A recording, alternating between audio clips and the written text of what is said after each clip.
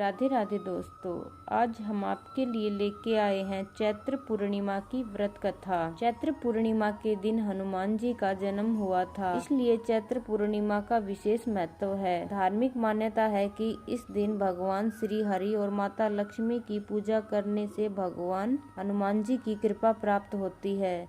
अगर आप भी इस दिन चैत्र पूर्णिमा का व्रत रख रहे हैं तो इस दिन हनुमान जी की पूजा अवश्य करें। आइए सुनते हैं चैत्र पूर्णिमा की व्रत कथा। पौराणिक कथा के अनुसार एक नगर में सेठ सेठानी रहते थे। सेठानी रोजाना भगवान श्री हरि विष्णु की पूजा भक्ति भाव से किया करती थी, लेकिन सेठानी का पूजा करना उसके पति को बिल्कुल भी पसंद नहीं था। इस कारण एक दिन सेठ ने उसे घर से निकाल दिया। सेठानी घर से निकलकर जंगल की ओर चल दी। रास्ते में सेठानी ने देखा कि जंगल में 4 आदमी मिट्टी खोद रहे हैं। ये देखकर सेठानी ने उनसे बोला कि आप लोग मुझे भी काम पर रख लो। सेठानी के कहने पर उन्होंने सेठानी को नौकरी पर रख लिया, लेकिन सेठानी बहुत कोमल थी, इस वजह से उसके हाथ पर छाले पड़ गए। यह देखकर चारों आदमियों ने सेठानी से काम छोड़ने की बात कही। उन्होंने कहा कि इसकी जगह तुम हमारे घर का काम कर दो। सेठानी के मान जाने पर वे उसे अपने घर ले गए। वहां वे चारों आदमी 4 मुट्ठी चावल लाते और उसे बांटकर खा लेते।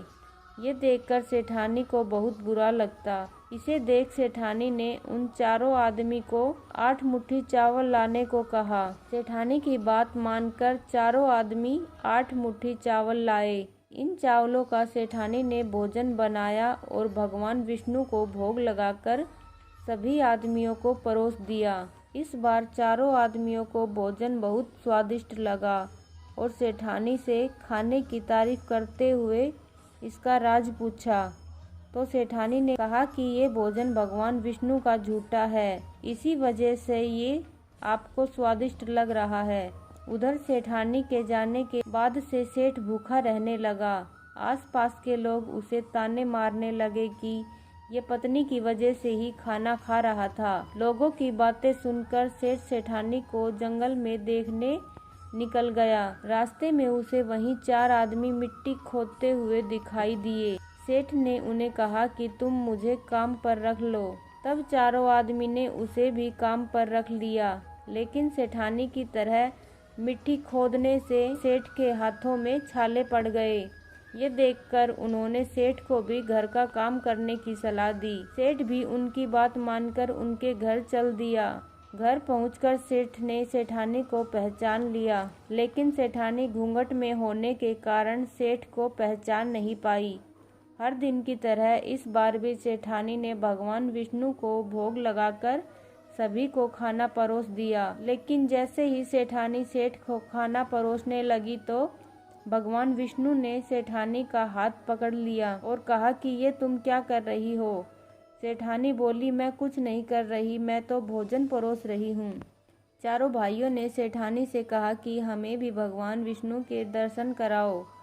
सेठानी के अनुरोध पर भगवान विष्णु उन सभी के सामने प्रकट हो गए। यह देखकर सेठ ने सेठानी से क्षमा मांगी और उसे हाथ पकड़कर घर चलने को कहा। तब चारों भाइयों ने बहन को बहुत सारा धन देकर विदा किया। तब से सेठ जी भी भगवान विष्णु के भक्त बन गए और पूरी श्रद्धा से उनकी पूजा करने लगे। इससे उसके घर में फिर से धन की बरसात होने लगी। ऐसी मान्यता है कि इस दिन व्रत रखने से सत्यनारायण भगवान के साथ हनुमान जी, प्रभु श्री राम और माता सीता की कृपा भी प्राप्त होती है। जय हो श्री हरि विष्णु और माँ लक्ष्मी की। तो दोस्तों, ये थी चैत्र पूर्णिमा की व्रत कथा। यदि आपको अच्छी लगी हो तो हमारे चैनल को सब्सक्राइब कर ले, ताकि आपको आने वाली हर कहानी की नोटिफिकेशन मिल जाए। धन्यवाद दोस्तों कहानी सुनने के लिए।